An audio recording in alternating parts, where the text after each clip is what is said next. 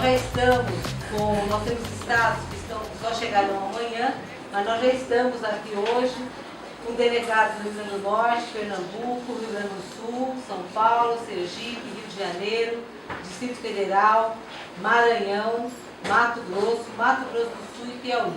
Tá? Bem-vindos todos os companheiros e companheiras do Brasil que vieram para essa conferência, esse congresso, num momento muito importante, né, de uma crise muito grande, quer dizer, um momento da conjuntura nacional, onde o debate, a reflexão e a ação são imprescindíveis para que a classe trabalhadora seja vitoriosa no país. Eu quero começar essa reflexão lembrando que nós estamos na maior crise, o nosso partido vive hoje a maior crise da sua história de 35 anos. É sob o signo dessa crise que o Partido dos Trabalhadores vai realizar agora em julho o seu 5º congresso e que nós, da Articulação de Esquerda, vamos realizar agora, nesse final de semana, pascualino, o nosso 2º Congresso Nacional, do qual esta conferência sindical é uma das partes. Em momentos assim, como já disse a Jandira, é natural que haja uma intensificação dos debates e das análises, das procuras de causas, origens, sentidos para a crise, mas também, ou principalmente, uma discussão sobre quais são as saídas desta situação em que estamos. E a articulação de esquerda tem contribuído, como é da sua natureza, como é sua característica fazer, nós temos contribuído bastante com esse debate. Nos textos que publicamos na nossa página, na página eletrônica, página 13, no nosso jornal, página 13, na revista Esquerda Socialista, e também nas resoluções desse 2º Congresso e na tese que escrevemos para o 5º Congresso do Partido dos Trabalhadores, que se chama, não por acaso, Um Partido para Tempos de Guerra.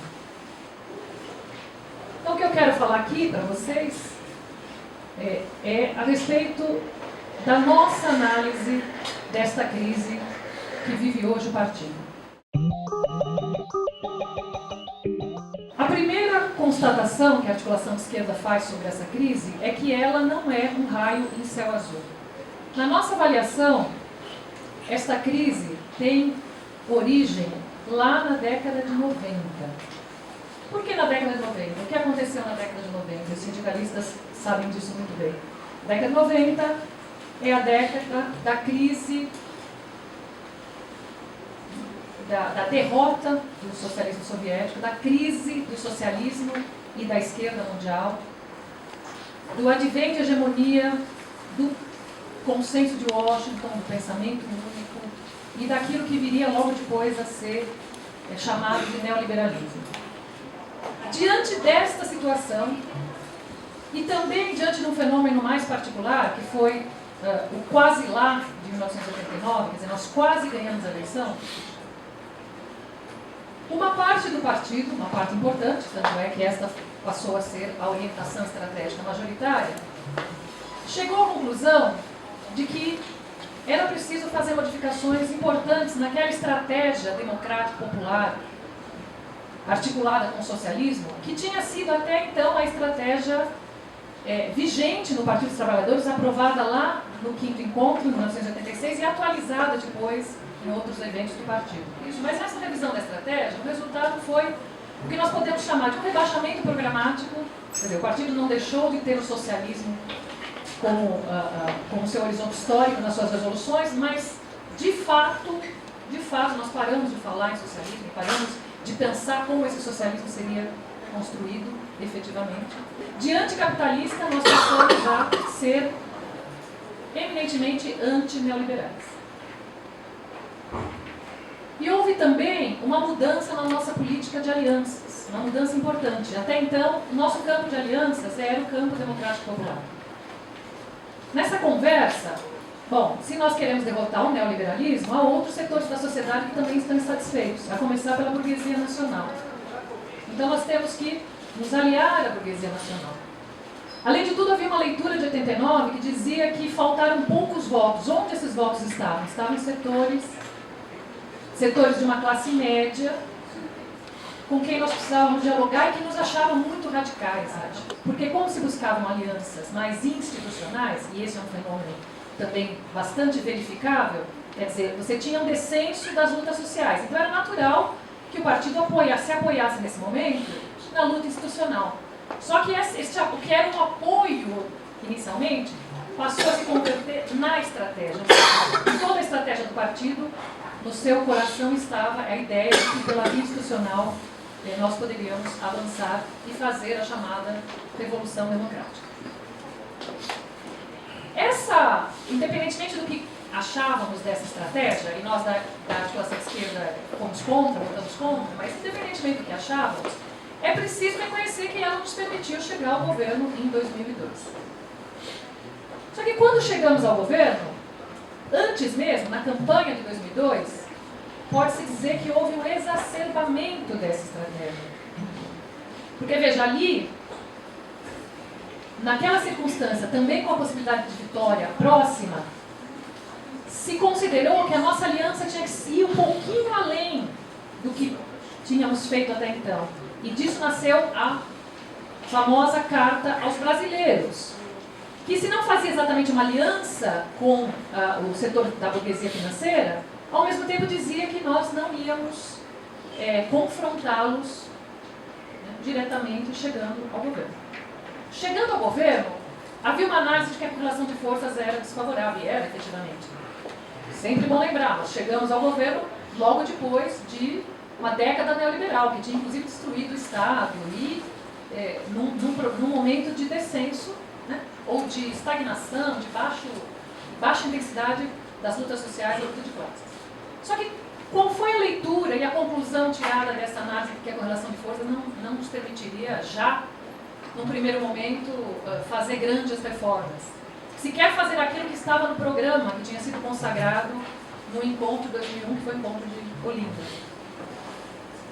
A conclusão foi que nós tínhamos que governar sem confrontar esses interesses antagônicos, né, do grande capital, do agronegócio, dos meios de comunicação, mas faríamos mudanças comendo pelas beiradas, como eu gosto de dizer, né? Então, nós tentaríamos ampliar a capacidade do Estado de fazer política, ampliar a capacidade de financiamento do Estado, porque de fato tudo isso tinha sido tão encolhido durante os anos neoliberais que havia uma certa margem de manobra, né, pelas beiradas para avançar.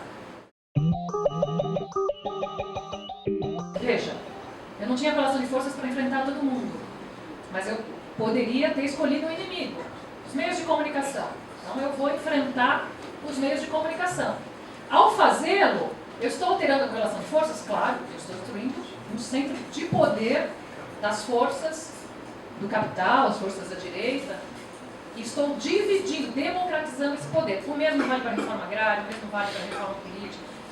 Só que a minha estratégia não me permitia fazer reformas estruturais. Então, o problema de fabricação que nós apontávamos lá atrás, nós da articulação de esquerda, era esse.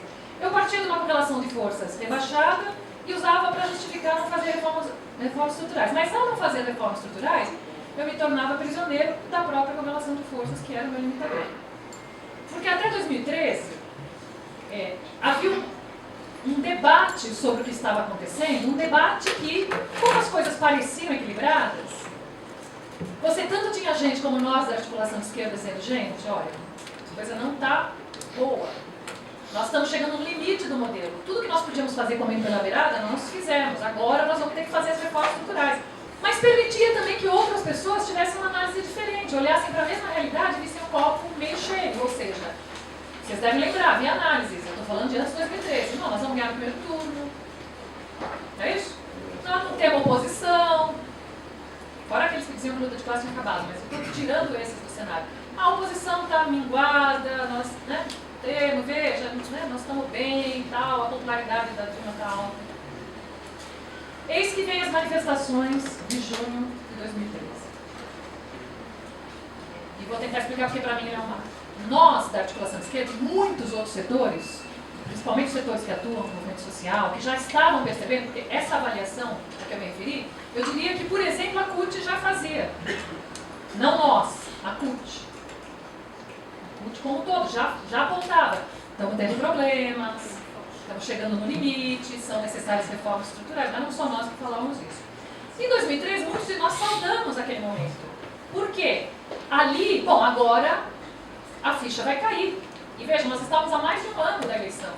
Infelizmente, grande parte do nosso partido, do governo, não leu corretamente, não tirou as lições de junho de 2013. Em compensação, a direita tirou. A direita tirou 3 lições básicas em 2013. A primeira é que havia insatisfação em relação ao governo. Ela estava ali latente, mas havia uma grande insatisfação no governo. A segunda é que essa insatisfação era difusa, ou seja, não adiantava eles pegarem uma questão e bater. Era educação, saúde. Então, eles tomam para si, a partir daí, se vocês acompanharem que foi noticiado nos meios de comunicação, vocês vão ver que isso é verdade. Eles tomam para si, nesse momento, essa ideia de que está tudo errado. E a terceira, e talvez mais importante, eles descobriram que eles também podiam disputar as ruas. Nessa situação, enfrentamos as eleições de 2014. Todo mundo sabe que foi a eleição mais dura da nossa história. Todo mundo sabe que ela mostrou para a gente o quanto estava acirrada a luta de classes no país, mostrou o quanto a direita estava organizada e mostrou que nós só conseguimos ganhar com o apoio dos setores sociais e do campo democrático popular graças a um programa muito à esquerda, porque no processo de polarização da disputa, o nosso programa foi à esquerda. Ganhamos a eleição, mas saímos da eleição, primeiro com uma direita muito bem organizada e armada, ela não se desarmou depois das eleições. E segundo, ganhamos com uma correlação de forças institucional ruim, um Congresso mais conservador que os anteriores. A maioria dos deputados eleitos pelos partidos da base aliada não votaram na Dilma. Todo mundo falava no partido de A a Z, inclusive tem resolução do partido aprovada pelo diretório e pela executiva, dizendo: a situação é essa, o que nós temos que fazer então é nos apoiar nessa grande frente de esquerda que se conformou e que permitiu que nós ganhássemos as eleições. É por aí que nós temos que ir e temos que aprofundar o nosso programa, porque foi essa promessa que fizemos. Infelizmente, minhas caras e meus caros, como sabemos, as primeiras medidas do governo apontaram na direção oposta. Como primeira medida, nós colocamos para cuidar do Ministério da Fazenda um representante da ortodoxia neoliberal que fez o favor de anunciar como primeiras medidas do governo, antes mesmo desse segundo mandato assumir, medidas de caráter neoliberal. Se elas não são, ajuste fiscal, medidas que atingem sim direitos dos trabalhadores, dificultar acesso, ampliar prazo para acesso a direitos, é tirar direitos. Né? Certamente, isso foi feito com a ideia de que isso faria o lado de lá baixar suas armas. O que fez o lado de lá? Opa, peraí, nós já estamos de armas levantadas, eles estão aqui abaixando as suas? Essa é a nossa chance, vamos invadir o terreno deles. E foi isso que culminou com essa situação simbolicamente se expressa nas manifestações de 15 de março. Que por hora são, as pesquisas mostram, ainda são manifestações de uma maioria que não votou na gente. Mas como o cenário para a gente não é positivo do ponto de vista econômico, e nós não estamos oferecendo, o governo ainda não conseguiu fazer um discurso para mobilizar a sua base social, não vamos estranhar se logo mais nós começarmos a ter manifestação com o povo mesmo na rua, com os trabalhadores. O que a articulação de esquerda diz? E diz faz tempo. Nós temos que, para ontem, mudar essa estratégia de conciliação de classes, essa estratégia de aliança institucional. Não existem mais, eu repito sempre, condições objetivas para essa estratégia dar certo. Não se trata mais de uma questão de disputa ideológica. Não existem condições objetivas para ela dar certo. Então só tem uma saída: romper com essa estratégia, o que significa confronto com o lado de lá. Mas ou a gente faz isso, ou nós seremos derrotados? E o mínimo que a gente pode fazer antes de ser derrotado é enfrentar os inimigos. Obrigada.